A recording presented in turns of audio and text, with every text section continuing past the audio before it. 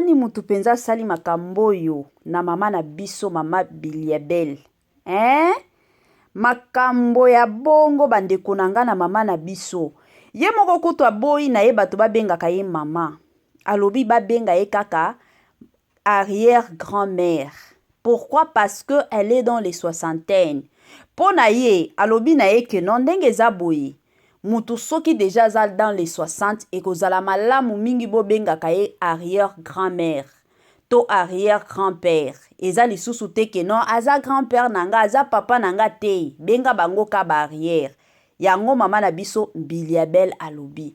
Mais communauté pe na côté mosusu elobi te mama oyo pe makambo na ye ekomi kolekisa ekomi nini. Bandeko nanga. Makambo ebanda wapi? Makambo euta wapi? Makambo pe ezokende wapi? Kandenge tolobaka bandeko nanga na système moko tokos. Salut cher Bouchou, salut cher abonnés, salut cher connaissances, salut surtout les amis de Étoiline Inès TV. J'espère que vous allez bien. Quant à moi, je suis le bien, super bien par la grâce de Dieu. Chers Bouchou, chers abonnés et chers connaissances, Yalelo penza na memeli bino mama Biliabel. Ebele abatu bakoya kotuna makam nini. Nini ezoleka na vie ya mama Biliabel. Étoiline loba kaka tolingi toyoka. Bakenda nango bongo te. Avant na kota na mamo zindo ya makambo na biso ekozala malamu mingi na ya nanu ko sensibiliser batu nyonso ya sika. Toyebi ke tant tosalaka ba émission batu sika pe bakotaka yango toye ko sensibiliser bino. Si c'est la toute première fois ya kokota penza na chaîne na biso, chaîne moko kitoko, chaîne ya ba analyse et pourquoi pas chaîne ya ba information. Je vous prierai surtout de vous abonner massivement. Abonnez-vous. Cliquez aussi sur la cloche de notification pour surtout recevoir les nouveautés de notre chaîne. Aimez la vidéo, la famille, commentez et partagez. Et kosala biso oyo penza tolobaka na biso chaque jour, chaque minute et pourquoi pas chaque seconde. Tokos makasi.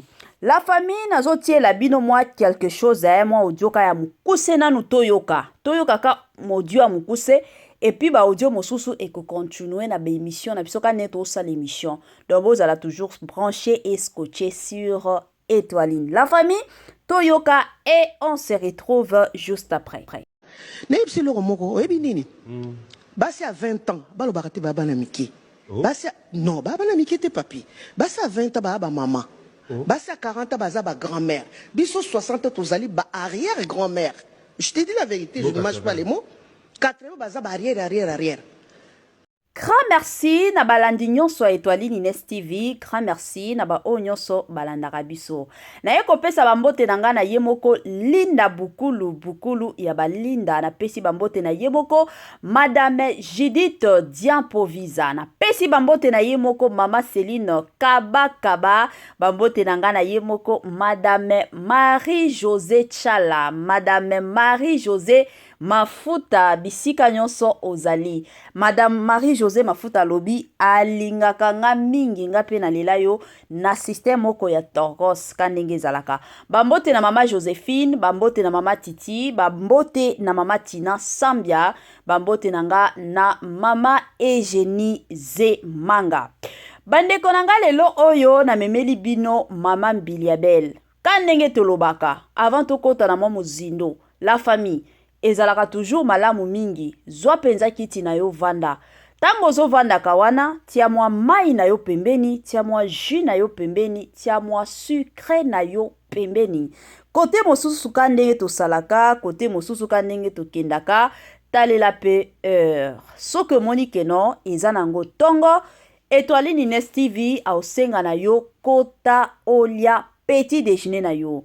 Soke monike no eza midi en tout cas na kitoko nyonso kota penza olia repas préféré na yo. Soki pe monike no eza pokwa Étoiline Inès TV au senga na yo kota penza olia soupe na yo na système ya moko moko kaka tobetelaka masolo chaque jour na système kaka ya Tokos.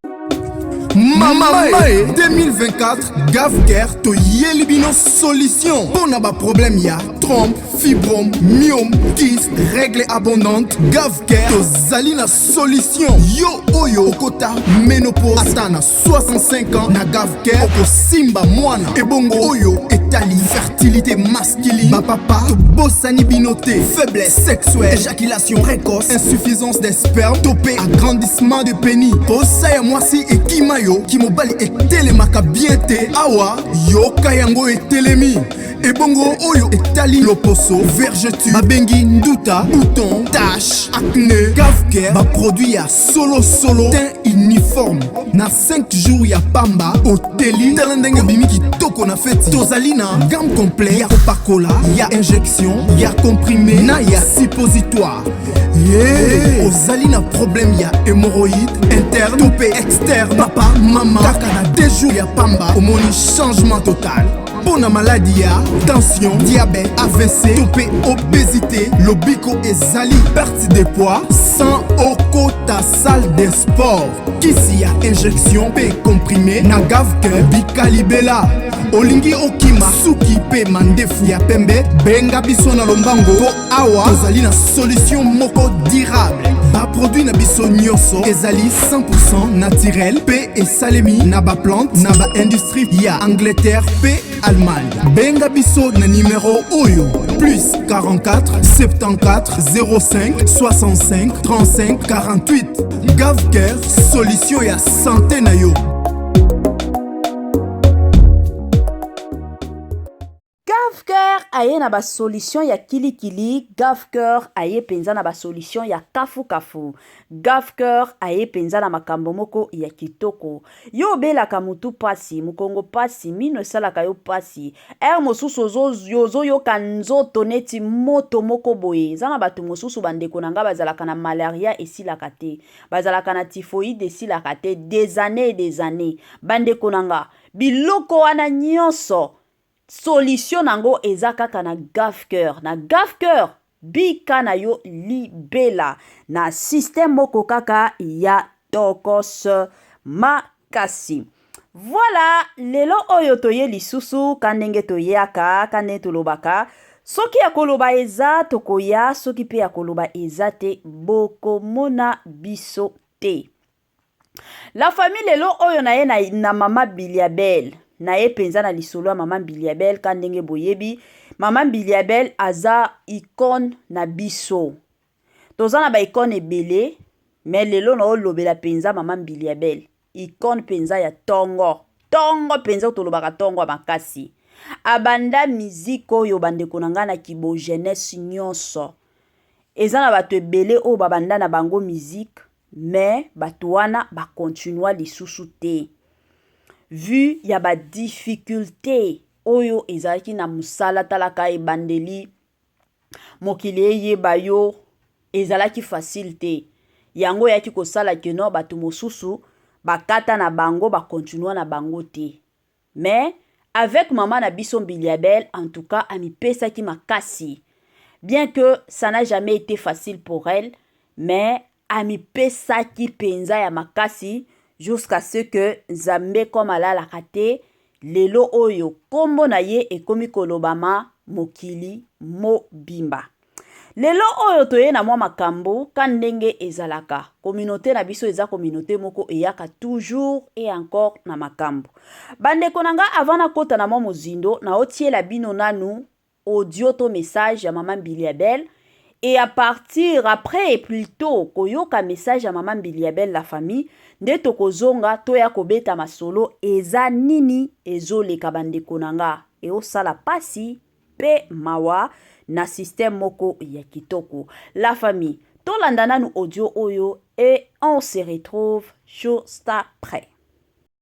Naibsi loko moko oyebi nini basi à 20 ans balobaka te baba na miki. Basi non, baba na miki te papi. Basi à 20 ans baba maman. Basi à 40 ans baza ba grand-mère. Biso 60 ans tozali ba arrière grand-mère. Je te dis la vérité, je ne mâche pas les mots. 80 baza ba arrière. Voilà, de retour, la famille. Je suis sûre et certaine que Ebele Abatu, Touti Kolanda, audio ya mama na biso mbili ya belle. Touti penza koyo kango na bukebi nyonso. Touti penza kolandango na kitoko o tolobaka penza kitoko nyonso. La famille. Kandenge boyebi, mama mbili ya belle aza ikone ya mboka na biso, aza mama moko amipesaka deja respect, amipesaka penza respect ya makasi. Azalaka neti ba mama te, azalaka bongo te. Ata ndenge bato balobaka, mama Biliabel pe mosusu alekisaka bibina bina. Kobina mama Biliabel ebanda depuis tango abanda carrière na ye. Donc ye deja banzembo na ye nyonso ezalaka kaka matakita na kobina. De nature abina kana ye makasi. Bato mosusu mosusu balobaka elateli bon. Biso moko toyebi. Surtout na ba musique na bango o bayembaka. Eza te que non eza musique gospel, mais eza nango ba musique profane. Siko ba musique wana ezalaka toujours mutu fo alata, eza na musique mosusu il faut alata soki ndenge nini, mosusu il faut akendaka pe ndenge nini ezalaka kamwa bongo. Eyaki kosala ke non mama na biso Biliabel akotaki interview. Ka ndenge tomonaka batu nyonso bakotaka ba interview, na interview wana babetaki masolo ya nyonso. Eza na makambo mosusu tokomemela bino ka ndenge tokendaka nango, tokendaka malembe. Siko o penza esalaki ke non lelo to ya kobeta masolo, lelo oyo to ya kolobela makambo oyo chez Étoiline Ines TV, eza concerné ba makambo ba propos surtout ya mama na biso Biliabel. Ka ndenge alobi normalement mwasi ya 20 ans aza lisusu mwana mukete, aza déjà maman. Il faut aza déjà maman. Donc à l'âge déjà de 20 ans, il faut mwasi abota. Waneza ya liboso. Alobi ami balé eza que à 40 ans, okomi déjà grand-mère. Otoloba kanabiso koko, meme, mami, hale. À 60 ans, okomi na yo, arrière-grand-mère, to arrière-grand-père. Selon mama na biso Biliabel. Eyaki penza bandeko nanga na bandeko na biso ba Congolais ka ndenge boyebi. La plupart de nos Congolais basepela te. Na ndenge nini? Ba mama ebele balobi mama Biliabel aza mama oyo azalaka na maturité, azalaka na sagesse ya makasi. Aza mama moko na nzela ya koyemba na ye normalement aza supposé ya ko éduquer en masse. Mais makambo mama lobi eza bien te. Selon ba mama ebele balobi bongo. Balobi ke eza bien te dans quel sens? C'est comme si akomi kotinda bana ba bota na ba âge ya ba 20 ans. Et pourtant na ba famille mosusu bazo edikaka bana na bango batanga. Parce que toyebi ke soki mwana atangi penza normalement bien. Na ba classe nyonso azo lekaka. À 18 ans, mwana ko décrocher diplôme d'état na ye. Soki akomi na 19 ans, akomi déjà na G1. Tokota na 20 ans, akomi G2. Akende na 21 ans, déjà ezalaka G3. Allez, G3 wana akoti na 22 ans, tokomi licence, 23 ans, première licence, 23 ans, deuxième licence, allez. Soki pe mutoro lingana ye a continuer master, etali ye moko. Mais selon ba mama balobi, mama Biliabel akomi koloba tino 20 ans, muto aza déjà mwana mukete. Parce que makamna ye ezalaki basé sur basi. Alobi à 20 ans, moi si aza déjà lisusu mwana mukete mais akomi mama. Donc 20 ans wana mama tobengaka mutu mama, aza mama oyo déjà sali nini aboti. Yango ba mama ebele ba sepelaki na ba propos oyo te. Yango bandeko nanga ka ndenge boyebaka Étoiline Ines TV. La famille nga na yaka te keno na yako yebisa bino keno oyo ba mama balobi yango wana to landa te. To o makambo mama na biso Biliabel alobi yango wana to landa te. Wala nzala kanga te. Étoile Nines TV ayaka toujours awa pona koluka pe avi ya baninga. Pona koluka pe baninga mosusu balobi nini. Baninga mosusu bamoni ndenge nini situation oyo. Yango na ye penza epa na bino la famille. Na ye penza ka ndenge zalaka na ye penza na kitoko nyonso na ye penza la famille. Bino pe boloba. Selon bino. Ndenge bomoni makamboyo. Bomoni ndenge nini. Mama na biso Mbiliabel. Aza na raison ya koloba keno. À l'âge de 20 ans. Mwana mwasi aza lisusu mwana mukete. Akomi mama. À l'âge de 40 ans. Aza lisusu mama te. Akomi grand-mère. À l'âge de 60 ans, akomi lisusu grand-mère te, akomi arrière-grand-mère. Bomoni ndenge nini? Ba mama o balobi keno eza ba éducation ya mabe o yalingi apesa bana. To bo sepeli na bino ndenge mama Biliabel alobi. Bande konanga kande na lobaka. Mutu na mutu azalaka na mot à dire. Chez Étoile Nines TV en tout cas to pesa ka chance na mutu nyonso. Ba commentaire na bino nde ekoloba nyonso. La famille. Selon bino ndenge bomoni mama Biliabel alobi bien. To alobi mabe. To bandeko mosusu ba mama mosusu o basiliki. Après ba interview a mama Biliabel. Baza na raison ko silika to baza na raison ko silika te. Comme d'habitude, Étoile Nines TV P ayaka na point de vue na ye. Mais avant na kota na moi point de vue nanga, ekozala malamu mingi na ya kopesa nanu ba matondo. Nalingaka toujours kozala reconnaissante envers batu o basalelanga bolamu. Yango na ye kopesa ba matondo na ye moko sponsor na biso officiel. Sponsor na biso o yatikaka biso te. Sponsor na biso o yazalaka toujours. Elongo na Étoile Nines TV na tangwa pasi na tangwa mawa. Yazalaka toujours na biso. Sponsor na biso na kombo ya Jésus-Christ de Nazareth. Ba merci mingi na bino nyonso balanda Étoile Nines TV. Bino nyonso de partout. Bobenga biso. Botindelaka biso ba message d'encouragement. Bozalaka toujours na biso. En tout cas, que Dieu vous bénisse. Surtout abondamment. Voilà la famille. Tozongi kandenge toyaka na makasi nyonso. Bon. Tokota na mozindo ya makambo. Bande konanga. Boyebi ke eza na banalize mosusu. Mosusu ebeti sarabiso mitu. Mosusu otali boye. Olobi nzambe. Oyo makambo nini tokota. Bande konanga ezalaka somo. Voilà. Bon. Toloba na biso. Tosolola. Wana selongai.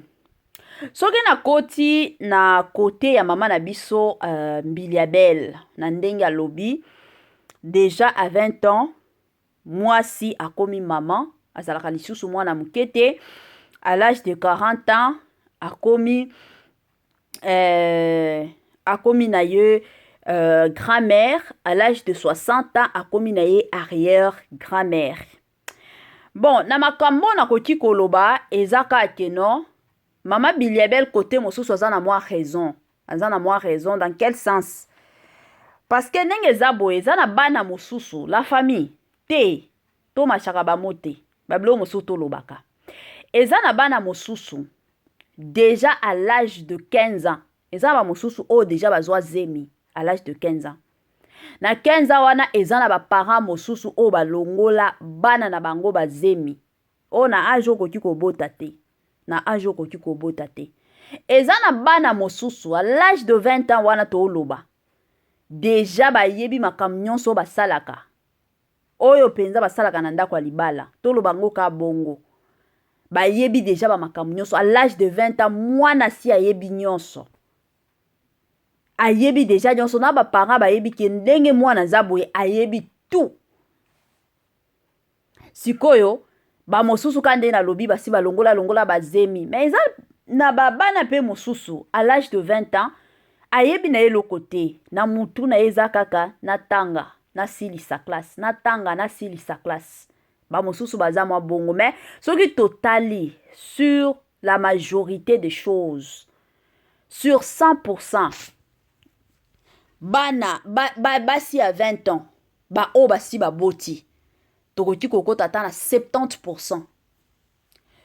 to soki tosangisi bango nyonso na ba o babota na ba o balongola bazemi bandeko na nga tokoki kokota ta na 93%, peut-être 7% ya bana nde bana oyo bayebi na bango nanu eloko te, makanisi na bango eza tokende wapi totanga to continuer ba étude na biso tozala na vie ya bien tozala pe batu un jour eza mwa bongo. Donc soki totali na parcours to na makambo o mama na biso Mbiliabel alobi, en tout cas la famille tota la majorité penza ya makambo basi ya 20 ans ba o balongola bazemi ba o basi babota avant 20 ans eza mwa bongo. Baza lisusu ba jeune fille te bakoma ba mama, peut-être soki 7% wana ya basi o nanu bayebi makambo te o nanu makanisi na bango eza kaka na tanga baolandelaka conseil ya baparent na tanga oui peut-être, mais majorité ya makambo majorité ya bato ebele kilelo oyo baza deja musika bayebi deja ebele, donc eza mwa pasi eza penza mwa pasi. Donc na côté nanga côté wana peut-être je m'excuse nakoki koloba keno ndenge eza boye mama na biso Mbiliabel aza na ye na raison.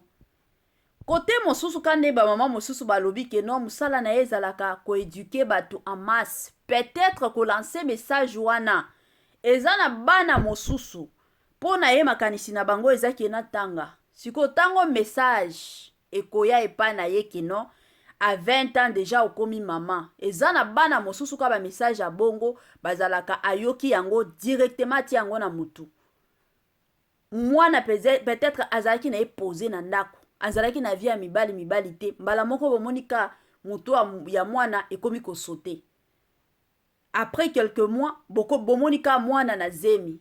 Non, parce que tolandaki maman na biso Mbiliabel alobaki à 20 ans déjà il faut moi si tobenga kaye maman. Alors nakoki kozala mama te sanke nazala na mwana te batu mosusu bazalaka mosusu pe mwa bongo yango ba message mosusu ezalaka mwa pasi ko lancer yango en public. Rendez-vous à ne pas manquer le 19 mai 2024 au stade de Martyr avec le pasteur Moïse Mbiye. Bienvenue, welcome, karibu kwa wote. L'invitation est cordiale à tout le monde, la famille. Donc, mutu nyonso openza azalaka na posa okota na mozindo ya prière. Rendez-vous le 19, la famille, na stade de Martyr avec le pasteur Moïse Mbiye. Jour wana bandeko nanga, adoration sur adoration, louange sur louange. Jour wana batu oyo babelaka batu oyo bakota bajene na bajene ba priya ba solution exacte. Mais jour à le 19 la famille et kozalande somo stade des martyrs. Est-ce que vous êtes prêts? Est-ce que vous êtes prêtes? Wana toromona na kaka le 19 mai na stade de Martyr avec le pasteur, le plus grand pasteur surtout de la République démocratique du Congo na stade de Martyr.